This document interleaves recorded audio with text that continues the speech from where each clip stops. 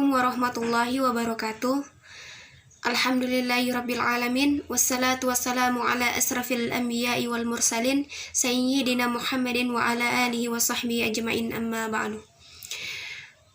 Baik, kami dari kelompok 5 akan memaparkan materi kami yang berjudul Manajemen Keputusan Beresiko. Perkenalkan, nama saya Fadila Puasa. Di sini saya akan menjelaskan materi mengenai definisi resiko, definisi manajemen resiko, dan definisi manajemen keputusan beresiko. Sesungguhnya kehidupan manusia itu selalu berkisar antara ketidakpastian yang berkepanjangan secara terus-menerus. Keadaan tidak pasti ini lazim disebut sebagai suatu resiko. Seorang ahli matematika mendefinisikan resiko yaitu suatu tingkat penyebaran dari nilai-nilai dalam suatu pembagian sekeliling. Suatu kedudukan secara seimbang, makin besar tingkat penyebaran maka makin besar pula tingkat resikonya. Keterkaitan antara matematika dan ketidakpastian akan menimbulkan suatu teori resiko yang mempunyai peran sangat penting dalam asuransi. Teori resiko merupakan suatu teori dari matematika yang memberikan prediksi untuk mengatasi kemungkinan yang dapat terjadi. Selanjutnya, definisi resiko. Manajemen resiko adalah suatu pendekatan terstruktur atau metodologi dalam mengelola ketidakpastian yang berkaitan dengan ancaman. Suatu rangkaian aktivitas manusia termasuk penilaian resiko, pengembangan strategi untuk mengelolanya, dan mitigasi resiko dengan menggunakan pemberdayaan atau pengelolaan sumber daya. Strategi yang dapat diambil antara lain adalah memindahkan resiko kepada pihak lain, mengurangi resiko, menghindari efek negatif resiko, dan menampung sebagian atau semua konsekuensi resiko tertentu. Selanjutnya, definisi manajemen keputusan beresiko. Manajemen keputusan beresiko adalah suatu ilmu yang menggabungkan antara konsep resiko dan keputusan untuk dilihat dan dimanage agar mampu memberikan hasil yang sesuai dengan pengharapan para pengambil keputusan. Untuk mewujudkan itu, bagi para pengguna ilmu manajemen keputusan beresiko diharuskan untuk memahami persoalan secara komprehensif dan realistis sesuai dengan kondisi yang ditemui di lapangan. Saya akan melanjutkan materi yang tadi, manfaat manajemen resiko. Dengan diterapkan manajemen resiko di suatu perusahaan, ada beberapa manfaat yang dapat diperoleh. Yang pertama, perusahaan memiliki ukuran sebagai pijakan dalam mengambil setiap keputusan. Yang kedua, mampu memberi arah bagi suatu perusahaan dalam melihat pengaruh-pengaruh yang mungkin timbul baik secara jangka pendek atau jangka panjang. Yang ketiga, mendorong para manajer dalam mengambil keputusan untuk selalu menghindari risiko. Yang keempat, memungkinkan perusahaan memperoleh kerugian yang minimum.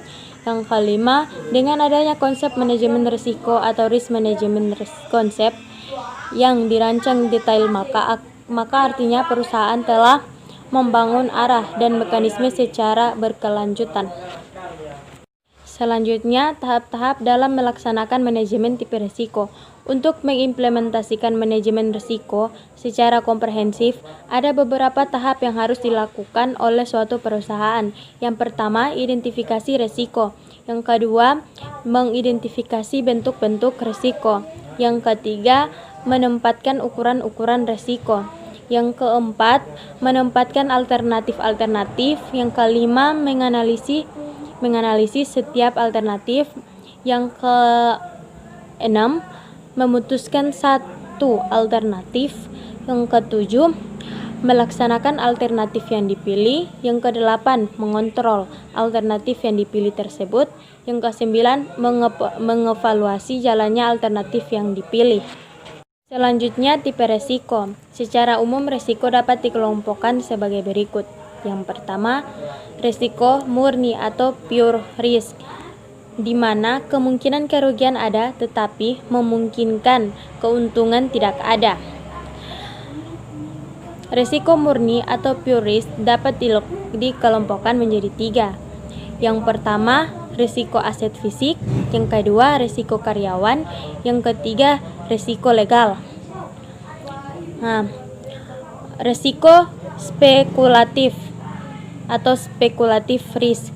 Resiko di mana kita mengharapkan terjadinya kerugian dan juga keuntungan. Selanjutnya, resiko spekulatif dapat dikelompokkan sebagai berikut. Yang pertama, resiko pasar. Yang kedua, resiko kredit atau investasi. Yang ketiga, resiko ekuiditas. Yang keempat, resiko operasional. Dan yang kelima, resiko strategi. Baik, selanjutnya kita masuk pada bagian G, yaitu systematic risk, unit systematic risk, dan total risk. Jadi yang pertama yaitu systematic risk. Systematic risk atau disebut juga dengan market risk atau risiko umum. Systematic risk adalah sistematis atau risiko yang diverifikasi atau risiko yang sifatnya mempengaruhi secara menyeluruh. Jadi sifat dari sistematis risk ini yaitu sifatnya mempengaruhi secara menyeluruh. Kemudian yang kedua yaitu unit systematis risk atau yang disebut juga dengan risiko spesifik atau risiko yang dapat diverifikasi. Risiko ini atau risiko yang tidak sistematis ini yaitu hanya membawa dampak pada perusahaan yang terkait saja. Jadi sifat dari unit systematis risk ini yaitu dia hanya dapat terkait dengan satu perusahaan. Kemudian yang terakhir atau yang ketiga yaitu total risk.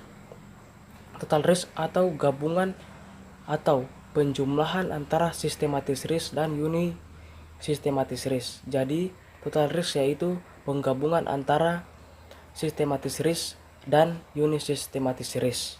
Kemudian materi yang berikutnya yaitu mengelola risiko.